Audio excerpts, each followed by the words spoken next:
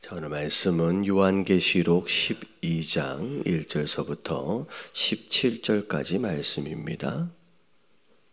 요한계시록 12장 1절서부터 17절까지 말씀 교독합니다.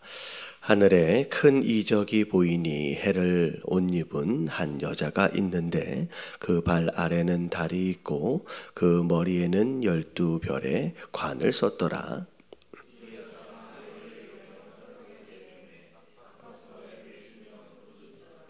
하늘에 또 다른 이적이 보이니 보라, 한 큰 붉은 용이 있어 머리가 7이요 뿔이 10이라. 그 여러 머리에 7 왕관이 있는데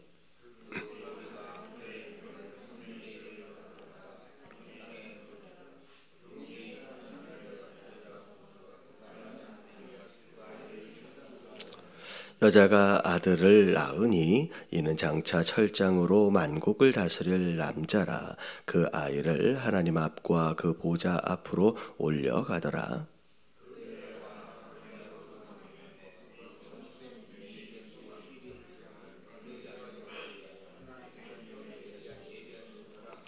하늘에 전쟁이 있으니 미가엘과 그의 사자들이 용과 더불어 싸울세. 용과 그 사자들도 싸우나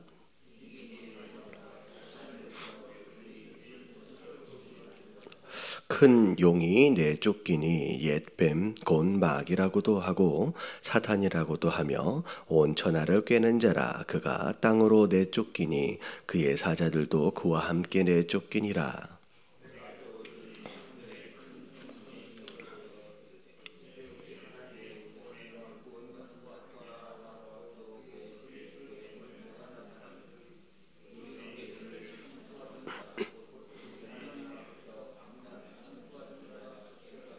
또 우리 형제들이 어린 양의 피와 자기들이 증언하는 말씀으로서 그를 이겼으니 그들은 죽기까지 자기들의 생명을 아끼지 아니하였도다.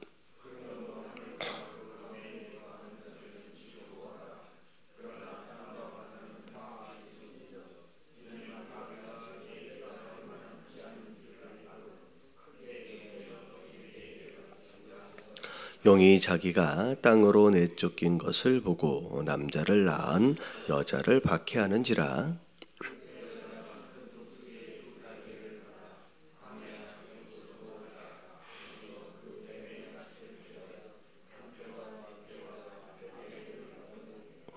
여자의 뒤에서 뱀이 그 입으로 물을 강같이 토하여 여자를 물에 떠내려가게 하려 하되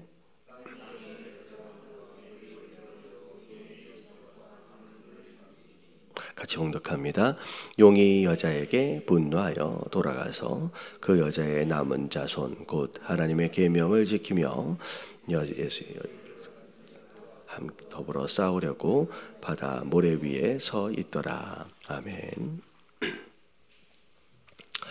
자, 오늘 12장 1절서부터를 보니까 이제 새로운 이적이 또 이제 보이기 시작하는데 하늘에 큰 이적이 보이니 해를 옷 입은 한 여자가 있었습니다. 근데 그 발 아래는 달이 있고 그 머리에는 12별의 관을 썼다라고 나오면서 어떤 여자에 대해서 해와 달과 별들로 치장한 그런 모습을 지금 묘사하고 있죠. 여기서 등장하고 있는 이 여자는 무엇의 상징이냐면 이제 교회의 상징입니다. 교회. 요한계시록에 들어와서 교회에 대한 다양한 비유가 이제 등장을 합니다. 그 요한계시록 자체가 하나님께서 교회에게 보내는 편지라고 말씀을 드렸죠. 자, 그리고 나서 장차 있어질 이야기들에 대하여 쭉 이제 설명을 할 때 교회에 대하여 몇 가지로 지금 여태껏 설명을 해왔는데 대표적인 것이 숫자적으로 볼 때 앞에서 14만 4천이라고 하는 그것으로 교회를 또 표현하시기도 했고요.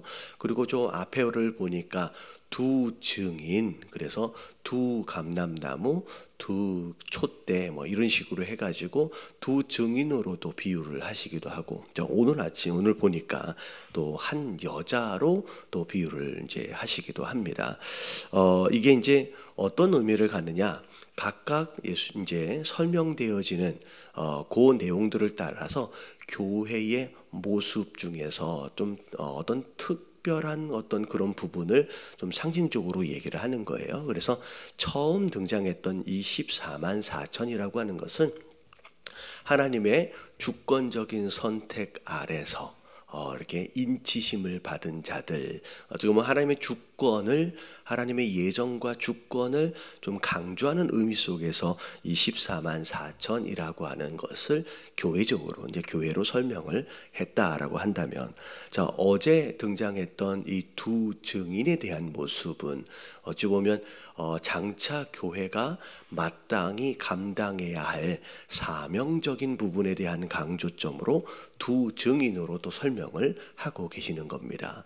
자, 오늘 등장하고 있는 이 여자로 표현되어지는 교회의 모습은 어떤 모습이냐 쭉 나올 텐데, 이 여자가 사실은 이제 굉장히 연약한 존재입니다. 그래서 하나님의 특별한 보호하심 가운데, 그리고 나중에 연단받는, 그리고 이 여자이기 때문에 또 생명을 또 낳거든요. 어떤 그런 모습으로 이제 상징적으로 표현되어졌다라고 생각하시면 될 것 같아요. 그래서 장차 마지막 때에 교회가 어떤 존재냐라고 하는 것을 간단하게 세 가지로 정리를 해보면, 교회는 하나님의 선택이에요.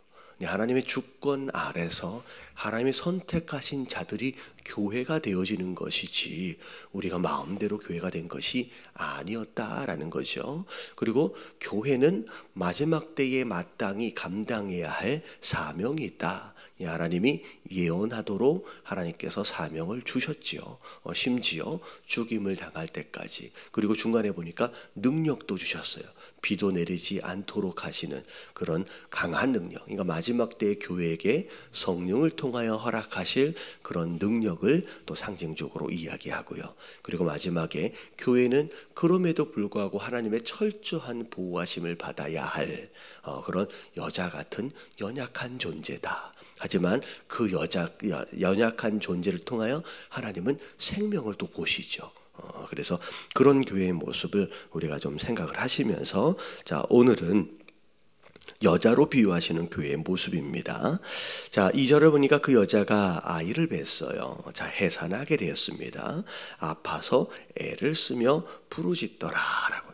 어찌 보면 여자이기 때문에 해산의 고통을 경험하는데, 여러분, 교회는 생명을 낳는 일에 여러분 어떻게 보면 소리해서는 안 된다는 거죠. 생명을 낳지 않는다. 어제 제가 전도 세미나를 통하여 교회의 존재 목적이 뭐냐라고 했을 때 영혼을 구원하여 제자를 삼는 것이다 라고 계속 말씀을 드렸잖아요. 그러니까 영혼 구원의 일들이 교회를 통하여 일어나지 않는다라고 한다면 그것은 마치 생명을 낳지 못하는 여인의 모습과 같다라는 것이죠. 그래서 이제 교회가 아이를 낳기 위하여 해산을 하는데, 여기서 나오는 이 아이는 좀 특별한 아이가 돼요. 나중에 보면, 자, 3절을 보니까, 자, 이 여인이 등장을 하는데, 또 반대쪽으로 자, 뭐가 등장하느냐면 붉은 용이 등장을 합니다. 자, 머리가 7개나 있어요. 자, 그리고 심지어 뿔이 10개나 있습니다. 자, 뿔은 권세를 상징을 하고 머리는 지혜를 상징을 하는데, 어마어마한 권세와 어마어마한 지혜로 자, 이 땅에 굉장히 큰 영향력을 미칠 존재가 등장한다라는 거죠. 심지어 여러 머리에는 7개의 왕관을 썼다라고 이제 이야기를 합니다. 자, 이 3절에 등장하고 있는 이 붉은 용이 누구냐라고 하는 것에 대한 내용이 9절에 설명이 나와요. 9절에 보니까, 자, 큰 용이 내쫓기니, 자, 옛 뱀, 곧 마귀라고도 하고 사탄이라고 하는 온 천하를 꿰는 자다라고 나와 있어요. 그래서 여기 3절에 등장하는 이 붉은 용은 사탄, 마귀를 의미하죠. 자, 이 사탄, 마귀가 왜 등장을 했을까? 자, 4절에 이유가 나와요. 자, 그 꼬리가 하늘의 별 10분의 1을 끌어다가 땅에 던졌는데, 자, 용이 해산하려는, 아이를 낳으려고 하는 여자 앞에서 그가 해산하면 그 아이를 삼키려고 지금 준비를 하고 있는 거죠. 자, 그것을 위해서 준비를 하고 있습니다. 근데 자, 이 용이 꼬리를 가지고 하늘의 별 3분의 1을 끌어다가 땅에다가 던지는 이 모습을 좀 설명하라는데, 우리가 좀 이걸 알을 필요가 있어요. 이 등장하고 있는 이 용이, 자, 사단, 마귀인데, 자, 원래 뭐 하던 자예요? 원래 이 사단, 마귀가 원래 천사장이었죠. 성경에 등장하는 천사에 대한 내용을 우리가 잠깐만 정리를 하면, 천사가 어떤 이제 무리로 되어 있냐면, 천사는 하나님을 섬기는 존재입니다. 하나님의 선지도로. 자, 근데 이 천사가, 자, 어떤 구조로 되어 있냐면, 성경에 등장하는 천사장은 3명이 있어요. 자, 뭐 명이라고 얘기해도 될지 모르겠지만 일단은 3명이 있습니다. 천사장. 자, 우리가 자주 아는 것처럼, 자, 하나님의 메시지를 전하는 자로 등장하는 천사장이 누구냐면 가브리엘입니다. 가브리엘. 그래서 예수님의 수태고지를 할 때도 가브리엘 천사가 나타나죠. 천사장입니다. 자, 그리고 주로 영적 전쟁을 이제 맡는, 전투를 담당하는 그런 천사장이 있어요. 그걸 영어로 마이클이라고도 부르고, 한국 성경에 보면 뭐가 나오냐면 미가엘이 나옵니다. 자, 오늘 말씀 안에서도 이 미가엘이 7절에 등장을 하죠. 이거는 전쟁을 맡은 자가 이제 미가엘입니다. 자, 그 중에 자, 또 다른 천사장 하나가 등장을 하는데 있는데, 그 천사장의 이름이 우리가 뭘로 알고 있냐면 루시퍼이죠. 루시퍼. 자, 이 루시퍼는 원래 뭐 하던 자냐면 하나님을 자, 찬양하는 자입니다.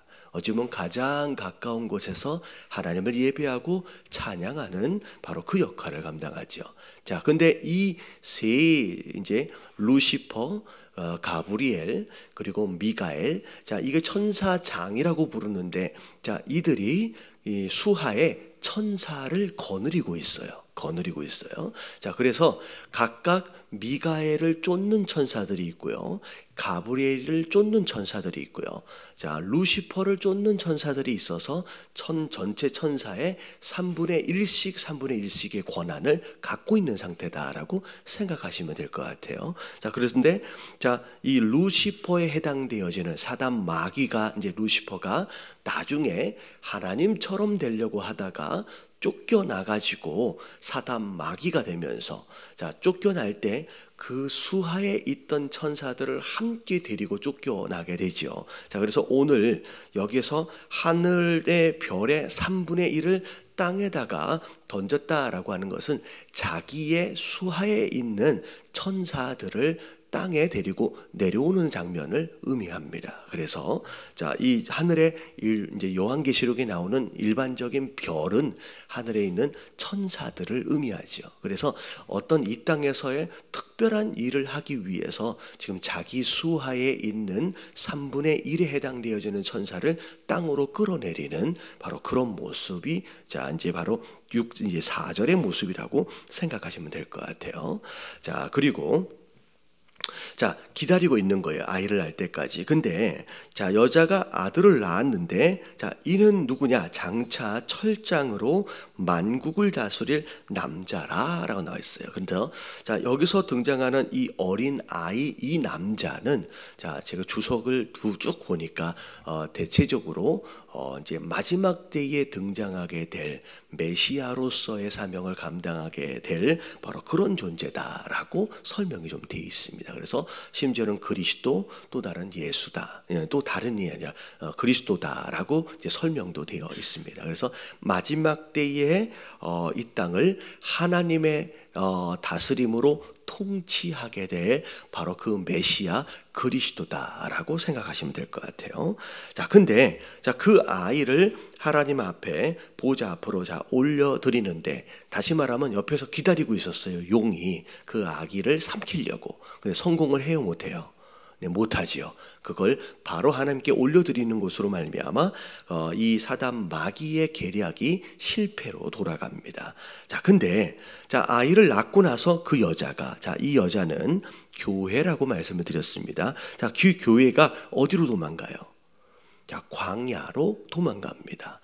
자, 이 광야는 이 땅에서 교회로 하여금 연단받도록 허락하신 그 장소를 의미하죠. 그래서 신약 성경에 보면 광야 교회라고 또다시 설명을 하고 있는 부분들이 있어요.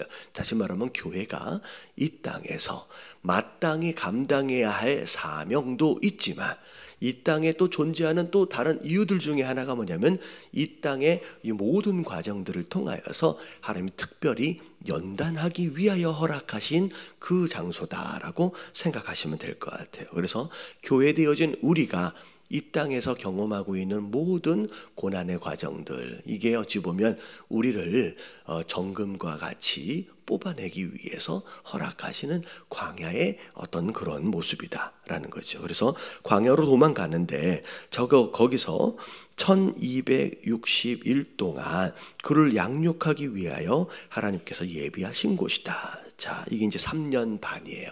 자, 앞에 3년 반이 한 번 더 있었었지요. 자, 이 3년 반이 앞에 두 증인들로 하여금 예언하도록 하신 바로 그 3년 반이 있었고요.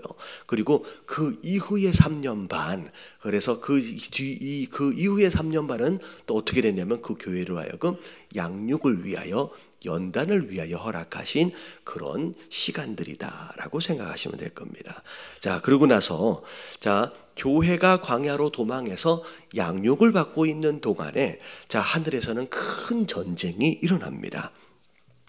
자, 누가 등장해요? 7절을 보니까 미가엘이 등장을 하고 그의 사자들이 등장을 하지요. 그래서 미가엘이 천사장이고 그를 따르는 천사들이 함께 이 용과 더불어, 그 용과 사자들과 더불어 함께 전쟁을 하는데, 여기서 말하는 이제 사자들은 4절에 나왔던 3분의 1의 이제 별에 해당이 되겠죠. 그래서 미가엘과 이 루시퍼라고 불려지는 이 용과 더불어서 하늘에서의 큰 전쟁이 일어나게 됩니다. 자, 근데 전쟁을 하지만 8절에 보니까 이 용이 그 사자들과 미가엘과 대적을 하는데 이기지 못한대요. 그래서 하늘에서 그들이 있을 곳을 얻지 못한지라, 원래 이 하늘은 이 사단에게 일정 기간 주어진 장소였어요. 그래서 하늘 권세를 잡은 자라고 이야기할 정도로 하늘의 권세를 일정 기간 사단에게 허락하셨지만, 이 전쟁에서 이게 짐으로 말미암아 이제 이 하늘에서 땅으로 이제 쫓겨나게 됩니다. 그래서 이제 어제 말씀을 통하여 하나님의 나라가 선포가 되어지고 하나님의 통치가 이제 이루어지는 것이 선포되어지는 취임식이 있었잖아요. 그리고 나서 이제 하나님의 나라와 통치가 이제 점점점 확장이 되어지면서 반대로 사단이 가지고 있던 그 다스림과 통치의 권한이 점점점 줄어들게 되는 그런 장면이 일어나겠죠. 특별히 이 하늘의 권세라고 하는 것은 그런 거예요. 그 창세기 1장에 보면 하나님께서 천지 창조를 하시는데 빛을 만드시고 또 뭘 만드시고 쭉 만드시는 장면들 가운데 항상 만드시고 나서 하셨던 말씀이 뭐예요? 좋았더라. 그리고 마지막에 사람을 만드시고 나서 뭐라고 해요? 심히 좋았더라 라고 말씀하시는데, 특별히 좋았다라고 말씀하시지 않으시는 딱 그 부분이 있어요.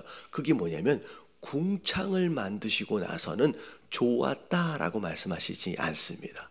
성경에 보면 신기하면 그래서 누가 그런 말씀을 하시더라고요. 왜 궁창을 만드시고 나서는 좋았다라고 표현하시지 않았을까? 장차 이 궁창이라고 하는 곳이 누구의 통치 아래 들어가 버려요? 사단 마귀의 통치 아래 들어가는 것에 대하여 하나님 미리 아신 것으로 그래서 좋았다라고 말씀하시지 않았다라고 또 설명하시는 목사님도 계시더라고요. 어찌됐든 하늘 권세가 이제 하나님의 통치 아래 들어가게 되고, 자, 사단 마귀가 이제 땅으로 쫓겨나게 됩니다. 그래서 9절에 사단 마귀가 천하를 꿰는 자가 그가 땅으로 내쫓기니 그 사자들도 함께 쫓겨남을 받게 되죠. 자, 그런 가운데 10절에 보니까 내가 또 들으니 하늘에 큰 음성이 있어 이르되 이제 우리 하나님의 구원과 능력과 나라와 또 그의 그리스도의 권세가 나타났으니 우리 형제들을 참소하던 자 곧 우리 하나님 앞에서 밤낮 참소하던 자 사단 마귀가 이제야 쫓겨났구나라고 승리를 선포하는 거예요. 근데 이 승리가 물론 미가엘과 그 천사들을 통하여 전쟁에 승리하는 것으로 이루어진 것 같지만 11절에 보니까 이 전쟁에 승리하게 된 그리고 그 전쟁 가운데서 교회가 감당한 역할이 무엇이었는지에 대하여 설명이 되어지는데, 여러분 오늘 말씀에서 가장 중요한 구절이 이 11절이에요. 11절을 보니까 미가엘과 사자들이 전쟁을 하고 있는 동안에 교회는 가만히 구경만 하고 있었느냐? 그렇지 않았다라는 거예요. 또 우리 형제들이 어린 양의 피와 자기들이 증언하는 말씀으로써 그를 이겼으니 라고 나와 있어요. 다시 말하면 이 하늘에서 이루어진 이 영적 전쟁은 누가 이긴 거예요? 여러분 미가엘이 이긴 것 같지만 이 요한계시록 보니까 누가 이긴 거래요? 교회가 이긴 거예요. 교회가 이 전쟁을 이긴 거예요. 근데 중요한 건 뭐냐면 이게 교회는 여자라 그랬잖아요. 굉장히 연약한 존재입니다. 이 여자같이 연약한 존재인데 이 교회가 어떻게 이 전쟁을 이길 수 있었느냐? 교회가 이 전쟁을 이길 수 있는 중요한 무기를 하나님이 주신 거예요. 두 가지 무기가 등장하는데 첫 번째 무기가 뭐예요? 어린 양의 피가 여러분 첫 번째 무기가 되고요. 두 번째 무기가 뭐예요? 자기들이 증언하는 말씀으로써 이 전쟁을 이겼다라고 말씀하시는 거예요. 우리가 잘 알아야 돼요. 여러분 교회는 여자처럼 연약한 존재예요. 세상이 핍박하면 핍박을 받을 수밖에 없고 지금의 북한의 상황과 중국의 상황처럼 교회를 핍박하고 허물고 탄압하면 그거 어떻게 보면 받을 수밖에 없는 그런 존재입니다. 하지만 결국 이 교회가 이겨요. 이 모든 전쟁의 끝자락에 가면요, 여러분 교회가 승리를 거두는데, 여러분 우리가 이 전쟁에 승리하려면 이 두 가지 무기를 우리가 준비해야 돼요. 첫 번째가 뭐예요? 여러분 예수 그리스도의 피입니다. 여러분 보혈입니다. 여러분 이 보혈에 어마어마한 권세가 있어요. 그래서 여러분 종종 귀신에 들렸다든지 악한 영의 다스림을 받는다, 아니면 여러 가지 악한 영으로 인하여 영향을 받는 그런 상황들이 있을 때 여러분 기도를 하면요, 여러분 기도를 하면 기도 가운데 어린 양의 피를 선포하면요, 여러분 악한 영이 떠나가는 역사들을 굉장히 많이 경험하게 됩니다. 여러분 잘 들으셔야 돼요. 종종 여러분 자다가 가위에 눌리시는 분들이 계실 거예요. 여러분 이게 어떤 세상적인 어떤 해석으로 보면 스트레스를 많이 받다 보면 그런 증상이 일어난다라고도 하지만, 여러분 악몽을 꾼다든지 아니면 가위에 눌리다든지 여러분 이런 것들이 다 영적인 것에 해당되어질 수 있습니다. 여러분 이 악몽이나 아니면 영적으로 이런 가위에 눌리는 현상들이라든지 영적으로 여러 가지 공격들을 받고 여러분 그럴 때 여러분 가장 좋은 방법이 뭐냐면 어린 양의 피예요. 뭐 피를 흘리라는 게 아니라 이게 뭐예요? 보혈 찬양을 하십시오. 여러분 이게 굉장히 큰 권세가 있습니다. 이게 보혈 찬양을 하시고 그리고 어린 양의 피로 여러분 이 악한 이 어떤 그런 권세들을 쫓아내는 선포의 말을 하세요. 내가 어린 양 예수의 피의 권세를 빌어 내가 명하노니 악한 영은 떠나갈지어다라고 선포를 하십시오. 여러분 이 어린 양의 피의 권세가 얼마나 강한 능력이 있는지, 여러분 성령 집회를 한다든지 아니면 이런 축사 사역을 할 때 가장 많이 하는 찬양이 바로 보혈 찬양이에요. 이런 보혈 찬양에 어마어마한 능력이 있습니다. 그래서 이 마지막 때에 이 악한 영들로 인한 이 영적 전쟁에서 우리가 이길 수 있는 방법은요, 어린 양의 피예요. 우리가 그 어린 양의 피의 권세로 선포하시면서 이 전쟁을 이긴다라고 하는 거예요. 그리고 우리가 무장해야 될 게 뭐냐면 말씀이에요. 여러분 이 마지막 때에 이 사단도 마찬가지고 이단도 마찬가지고 잘못된 말씀으로 우리를 유혹하는데, 우리가 진짜 진리 이어지는 말씀에 대하여 무식하면요 전부 다 미혹된다는 거예요. 다 넘어간다는 거예요. 그래서 우리가 이 전쟁을 이기려면 말씀으로 무장해야 된다는 거예요.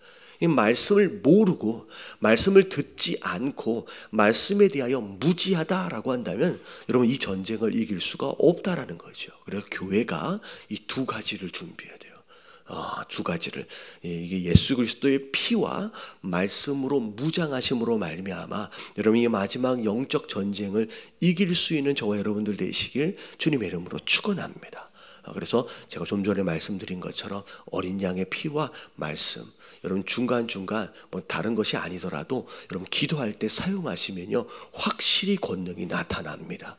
그래서 그렇게 하시고, 근데 자 중요한 건 자 이 어린 양의 피도 원래 누구 게 아니면 우리 게 아니잖아요.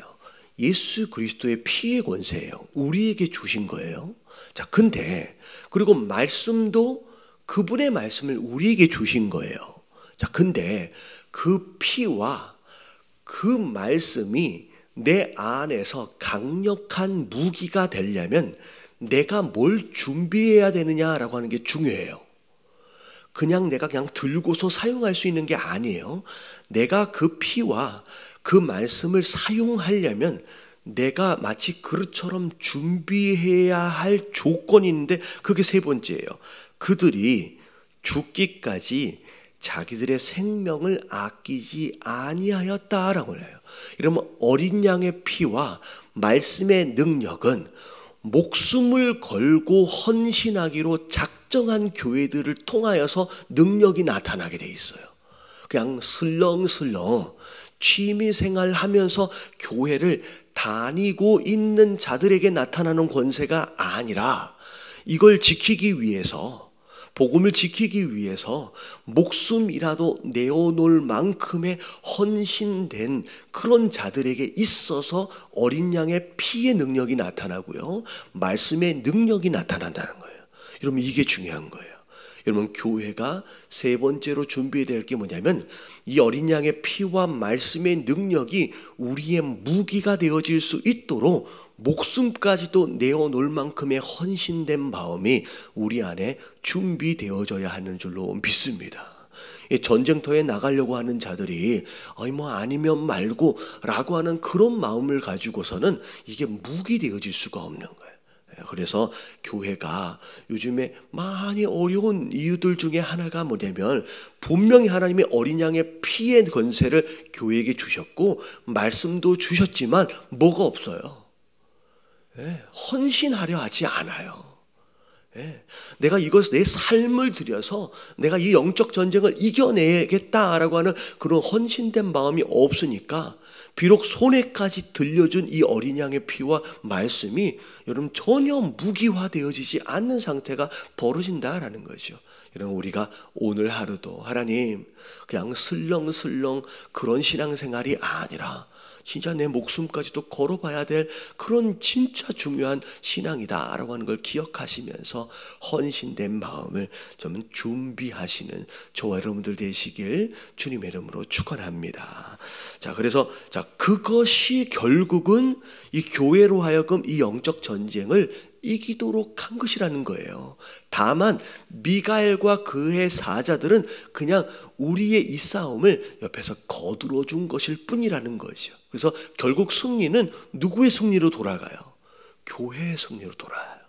미가엘에게 여러분 칭찬하지 않아요. 야, 네가 잘했다 라고 미가엘을 축하하고 네가 이겼다라고 얘기하지 않아요. 사실은 어떻게 보면 미가엘과 그의 사자들이 다 전쟁을 치른 것 같지만 결국은 누가 이겼대요? 네가 이겼다는 거예요. 교회가 이겼다라고 교회의 승리를 선포해 주시는 거예요. 자, 그런 가운데 12절. 자, 하늘과 그 가운데에 거하는 자들이 즐거워하라. 자, 땅과 바다는 화 있을 진저. 자, 하늘에서 쫓겨났어요. 자, 그래서 땅으로 내려온 거예요. 자, 땅으로 내려온 마귀가 자, 나중에 보니까 자, 때가 얼마 남지 않음을 알았대요. 자, 하늘 권세도 뺏겼어요. 땅으로 쫓겨났어요. 땅으로 쫓겨난 가운데 이제 얼마 시간이 안 남았구나. 이제 하나님이 자, 땅까지의 권세도 자, 이제 빼앗기게 될 것을 알고 분을 냅니다. 자, 화가 났어요. 자, 그런 가운데 자, 용이 자기가 땅에 내쫓긴 것을 보고 남자를 낳은 자, 여자를 박해하려 하는데 자, 그 여자가 큰 독수리의 두 날개를 받아요. 자, 연약한 존재였지만 하나님 날개를 허락하시는 거예요. 자, 그리고 그 뱀의 낯을 피해서 자, 나머지 남아있는 때 아직 양육이 필요해요. 연단이 필요해요. 그때가 채워질 때까지 하나님이 보호하시는데 자, 뱀이 물을 토해가지고 해롭게 하려고 했는데도 불구하고 자, 16절에 보니까 자, 땅이 그 여자를 도와서 그 입을 벌렸어요. 땅이 입을 벌려서 토해낸 물을 삼켜버립니다. 그래서 여자를 보호하셔요. 교회를 보호하신다는 거죠. 자, 그러고 나서 용이 여자에게 분노하여 돌아가서 그 여자의 남은 자 곧 하나님의 계명을 지키며 자, 예수의 증거를 가진 자들과 더불어 싸우려고 바다 모래 위에 섰더라. 자, 마지막 발악을 하는 거예요. 자, 마지막 교회를 없이 하려고 자, 마지막 또 큰 전쟁을 준비하게 되는 장면으로 오늘 말씀이 마무리가 되어집니다. 자, 오늘 여자를 통하여 하나님이 교회를 설명하셨어요. 자, 여자 연약한 존재예요. 하지만 그 여자가 생명을 낳습니다. 자, 그리고 이 여자를 하나님께서 끝까지 보호하시는 장면. 하지만 하나님께서 미가엘과 여러 천사들을 통하여 결국은 하늘의 전쟁을 이기도록 하시는데 결과적으로 볼 때 이건 누가 이긴 전쟁이냐면 교회가 이긴 전쟁이에요. 자, 오늘 기도해야 될 제목이 바로 11절이에요. 하나님, 나를 교회로 부르셨어요. 그리고 내게 이 영적 전쟁을 이기라고 두 가지 무기를 허락하셨어요. 어린 양의 피와 말씀이라고 하는 이 무기를 허락하셨는데 하나님, 오늘 하루도 이 두 가지 무기를 가지고 오늘 하루도 영적 전쟁을 이기는 삶을 살게 하여 주시옵소서. 근데 이게 무기가 되려면 내 안에 뭐가 있어야 돼요? 목숨을 거는 헌신되어진 그런 모습이. 하나님, 우리가 신앙생활을 하면서 슬렁슬렁 마치 동호회 모임이다, 여러분 취미생활 하는 것 같은 그런 신앙생활이 아니라 하나님 앞에 진짜 헌신된 자로서 그런 신앙생활을 하는 성도가 되어질 수 있도록, 그래서 이 전쟁을 정말 결국에는 승리하는 우리의 모습들이 다 될 수 있도록 해달라고 오늘 하루를 위해서 함께 주님 한번 부르짖고 통성으로 기도하며 오늘 하루 시작합니다. 시작.